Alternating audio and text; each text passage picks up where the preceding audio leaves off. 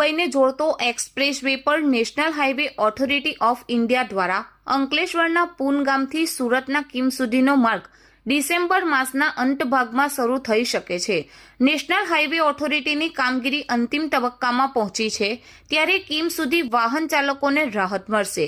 8 lane Delhi Mumbai express way આડેના અંતરાયો જેમ જેમ દૂર થઈ રહ્યા છે તેમ કામમાં પ્રગતિ આવી રહી છે.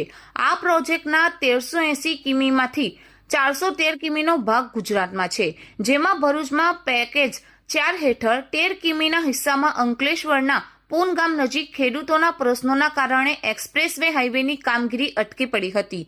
જો કે સમયાંતરે આ કામગીરી પૂર્ણ કરવામાં આવી છે, ત્યારે national highway authority of India દ્વારા અંકલેશ્વરના પૂન ગામ નજીક એક્સપ્રેસ હાઈવેની એન્ટ્રી અને એક્ઝિટ અપાયા બાદ વધુ એક મહત્વપૂર્ણ નિર્ણય લેવામાં આવ્યો છે. નેશનલ હાઈવે ઓથોરિટી દ્વારા અંકલેશ્વરના પૂનગામથી સુરતના કીમ સુધીનો માર્ગ ડિસેમ્બર માસના અંતિમ દિવસોમાં શરૂ કરવામાં આવશે. આ અંગે હાઈવે ઓથોરિટીના અધિકારીઓએ જણાવ્યું હતું કે કામગીરી અંતિમ તબક્કામાં ચાલી રહી છે. કીમ સુધીનો માર્ગ 31 ડિસેમ્બરની આસપાસ શરૂ કરી દેવામાં આવશે.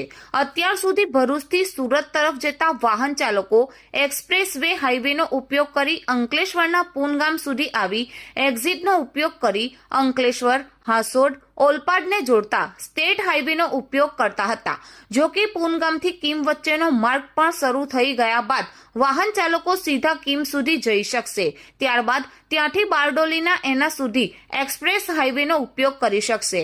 આમ વાહન ચાલકો વડોદરાથી સુરત સુધી એક્સપ્રેસવે હાઈવેનો ઉપયોગ કરી શકશે.